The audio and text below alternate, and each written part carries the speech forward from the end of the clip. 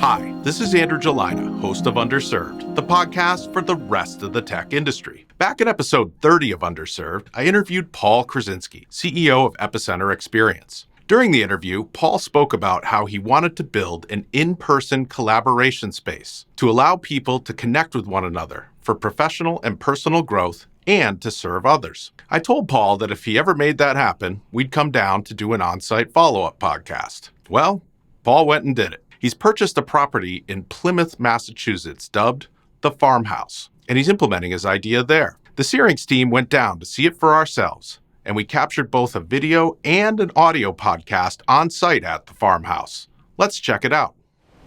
The Farmhouse was a really simple idea for me. It was creating a place where everyone could come together, all people. So it didn't matter if you were, a young child or the chairman of Microsoft, everyone here was welcome.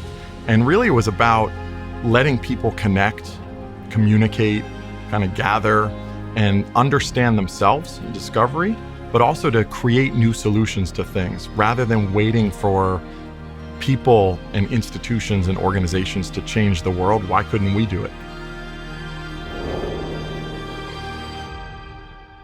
Hi, Paul. Thank you for having us down to the Farmhouse. Andrew, thank you guys for coming down to the Farmhouse. I'm so glad we could follow up on our last episode. And let me tell you, you guys delivered. If you guys could see here on the screen what has actually happened, this place is transformed today. In episode 30 of Underserved, you tease this idea a bit, but perhaps you can tell our listeners here, what's the idea behind the Farmhouse? Yeah, the Farmhouse was a really simple idea for me. It was really the culmination of all the experiences, personal and professional, that I had, and really creating a place where everyone could come together, all people. And really it was about letting people connect, communicate, kind of gather and understand themselves in discovery, but also to create new solutions to things. So you dreamed about this for like a decade. You came close on one, but it didn't work out. Like, what's happened since we recorded the episode?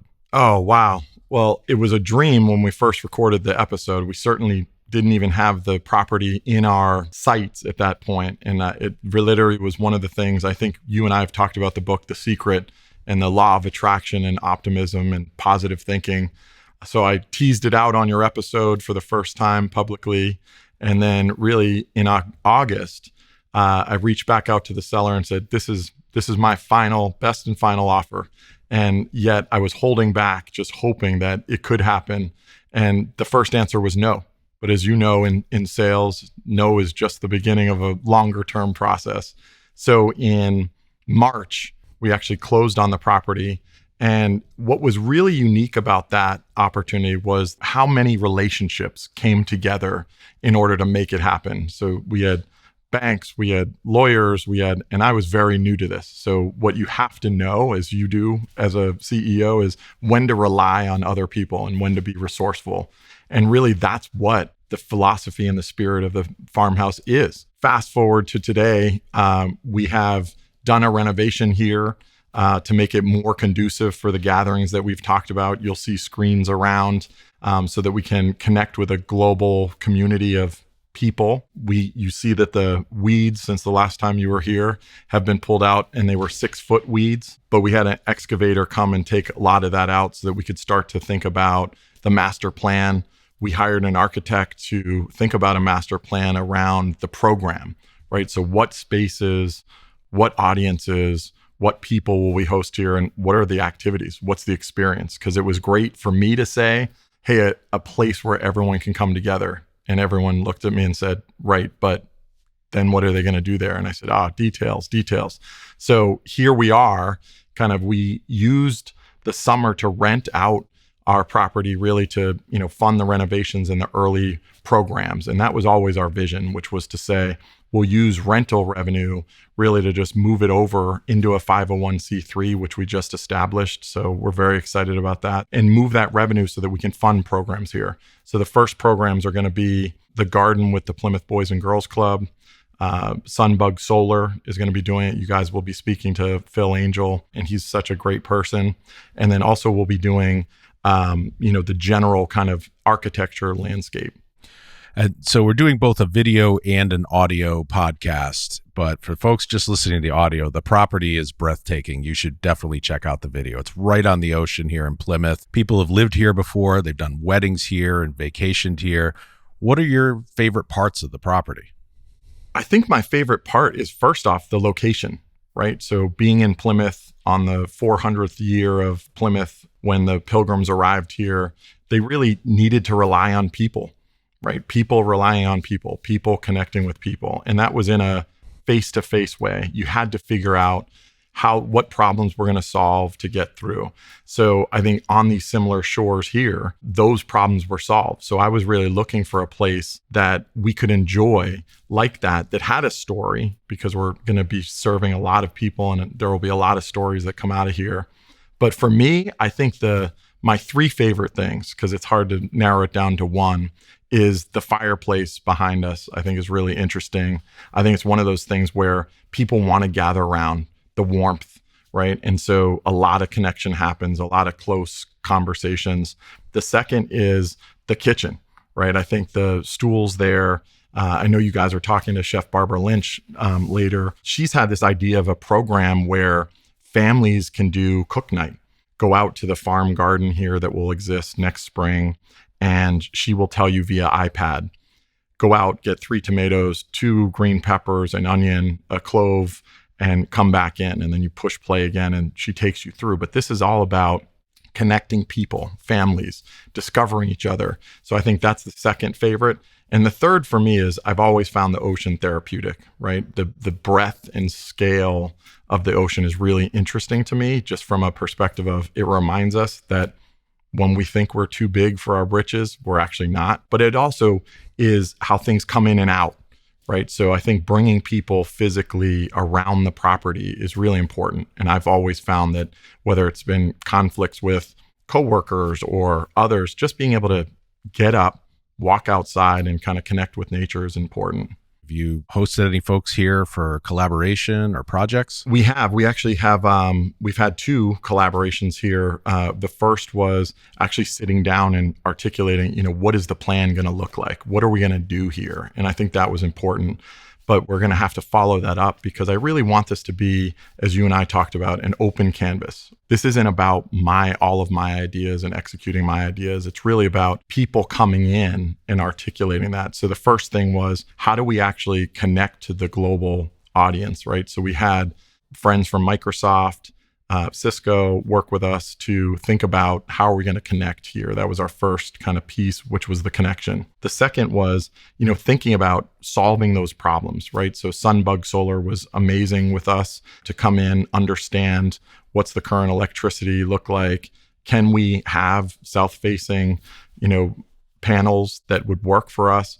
And could we actually get, quote, off the grid? And I think what's really interesting about that is through those 2 projects, more and more introductions have happened, from Eversource to, looking at the new opportunities in wind. We had actually a Department of Energy colleague stop by from DC. And those are the things that really are interesting to me, the organic meetups, right? So this, for example, the Department of Energy, 2 houses down, is a neighbor, and he happens to be staying there with his family while he's working on a project here in Boston. But he said, you have to meet my friend Wilson. So Wilson came over. We got 2 of the Farmhouse coffee mugs, nothing fancy, nothing overly crazy as far as opulence, but we walked around the property. We had both had our Nike Air Jordans on. Our hair was wind blown, and we just walked the beach and talked about, hey, what did you want to do? What's your story? And what's your vision? And we exchanged those ideas and started thinking about, how do we drive carbon out of the air and create, more physical goods. That was his idea. Mine was just buy a property and kind of do some farms. His was way cooler. But I think those are the kinds of things that, candidly, I'm going to find most stimulating here at the Farmhouse. So what do you have planned for the Farmhouse, both in the short term and the long term? Yeah, I think in the short term, it's really going to be setting up the spaces, right? So if you look at around us here. We have the main gathering space, which I think is great for breakout conversations. We've called this porch, the 3-season porch that is next to us, the conversation porch. I really saw that as where the first roundtables happen. And I think in the short term, it's less about what is planned and it's more about what isn't planned, right? I think we're going to have to just open our doors and sit around the fireplace, sit around the table, sit around the island, and just talk about what are the first projects we're going to work on? What does the community care about? What do people care about? So that was the goal, is create that sense. So the first 3 projects we'll do is the solar project is definitely going to happen. With edible landscapes, we're definitely going to do a garden, which you'll hear from those guys. But one of the interesting things about it is the young generation just gets projects like this, right? As soon as I said, hey, let's walk around, let's talk about this, Dave from Edible Landscapes and Sean walked around and started pointing out, hey, well, here's wild blackberries and wild plums. And they said, this would be a great arboretum. And I said, great, let's do that. And they were like, wait, really? And they said, yeah, up over here is going to be great fruit and nut trees. I said, great, let's do that. I said, hazelnut, like I could create hazelnut coffee. And they're like, well, we're not really sure that you're going to know how to do that, but it's okay. Those are the things that I think get really exciting. So that's in the short term, I think we're going to focus really on the land. And the reason for that was we really wanted it to be very low tech on the outside. We wanted it to feel welcoming. We didn't want anyone to drive up the driveway and feel like I shouldn't be here. I was excluded. We really wanted to be welcoming. So we had to get the grounds right, because that's when people's minds and aperture can open up to, hey, anything's possible here. And so I think that's where we'll focus. So first, the master plan, second, the solar, third, the physical grounds. I'm really excited about kind of those 3 first projects, and also trying to partner with Plymouth Boys and Girls Club on the back garden, where, as Barbara, I hope will tell you, we'll be growing. So it's cultivating product, but also how do we market it? How do we sell it at farmers markets? And so some of the things that we thought about, and you'll hear more from her, is the youth today they go through school, but they don't have these practical opportunities to kind of just think on their own. And that's where the great ideas come from. So that's certainly one of the things that will be in early. In the long term, I think it's really going to be about, wouldn't it be great if we just walked out front here and it was a different group and a different agenda and a different schedule every day? One, selfishly, that's really exciting for me. But more importantly, just give people the opportunity to see hope and inspiration and an opportunity to discover themselves. And I think that's one of the real things that we struggle with today, which is disconnection. Disconnection in our world among, whether it's race or religion or sexuality or any of these topics that we hear throughout the day. It's just more about understanding people, connecting with people, hearing them for what they're about. And I think that's one of the things we definitely want to do. And even being, as you and I talked about, in the technology space, really the challenge is there's still no substitute for the face-to-face interaction. And that's what we really want to catalyze here. Well, it seems like the younger generation definitely does understand the collab. They definitely understand the collab. They're big on that. They're hip to it. How can people get involved with the Farmhouse? How do they engage? Well, I think what's interesting for me is that the early examples of this, there was a young photographer here who grew up in Plymouth, Ben Eaton, who shot a wedding here and reached out and said, hey, I want to shoot this for you. And I think I can do it in this way. And here's my style. And I said, yeah, that's amazing. I think people just want to reach out and engage. Tell me what you are envisioning. Tell me your ideas and how that's going to work, because that's what makes me excited. I think that then on the second side is they'll be figuring it out we'll be working on a PR type thing just to open up some of the minds in Boston and around Massachusetts and really around the world to come and join us here. It's very accessible. We have an airport here. Now the train comes down. I've been told you can land a helicopter on the back pre-farm. Not that I'll be doing that, but for some of those other high maintenance type people that might be coming. Boy, I want to be a high maintenance person. Yeah, no, absolutely. So how do you fund all of this? How does the Farmhouse generate money to keep itself going? Yeah, so there's a few different revenue sources. First and foremost, we said if we could leverage the rental revenue to fund programs, at least in the early stages while we got our grant writing up and running, our sponsorships up and running. But really it's about, people funding their own ideas. And, I think the collaboration, Matt Glynn here, who's a neighbor, who founded Gelina Electric, has said, Plymouth Boys and Girls Club has always talked about a fun garden where people can learn about themselves and learn about growing products and careers and professional. So I think those type of collabs really are interesting to us. And so from the perspective of getting involved, we have a website, thefarmhouse.life, because we really see this as a lifestyle rather than a website or an experience. We want people to kind of figure it out on their own. So the rental revenue is one. Grants, we're certainly going to be looking for grants. And then more importantly, we're going to do as much as we can personally. Honestly, I think some of these things don't have to be elaborate. They don't have to be incredibly budget heavy and costly. I think it's the little things that you do for people. And then there's the larger things, like this full scale production that Syrinx put together is pretty nice. And there's a lot of equipment here that is definitely daunting and ominous, but we're making it through. What do you hope the farmhouse becomes? It's funny. I think that we will say that the farmhouse was successful if and when this becomes something bigger than ourselves, right? This isn't my project. This is really a project for everyone to engage. And like I said, the open blank canvas. I think the success of the farmhouse lies in the people who activate this place. Certainly, these are structures. There's multiple structures here on the property. There's a pond, there's a pool, there's an ocean. There's a lot of grass today that we hope comes to a farm. But I think in my wildest dreams, it is truly one of the more creative places that it's off the beaten path. People are able to show up, they feel welcome, and there's a lot of different things going on. And as I already articulated, for me selfishly, I'll know that it was a big hit when you walk out and there's multiple projects going on and that I get to research, that I get to engage, and I get inspired.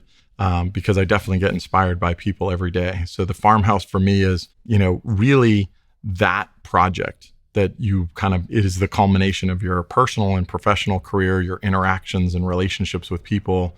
And when you can bring those connections and relationships to bear, as you'll see some of them today, I think that's what really makes this place special. It's not about the size of the house or the lawn or otherwise. It's really the people around the setting that amplify, activate, and electrify kind of the energy and the hope that inspires others to say, hey, maybe I can do it. So if they look at me and say, 6'9" guy, did okay in his career, he really didn't do great on his SATs, he needed audiobooks, and if he can do it, we can do it, then I know that we've been successful. Excellent. Well, thank you very much for having us down. We're looking forward to speaking to all the other guests and hearing their perspectives on the farmhouse.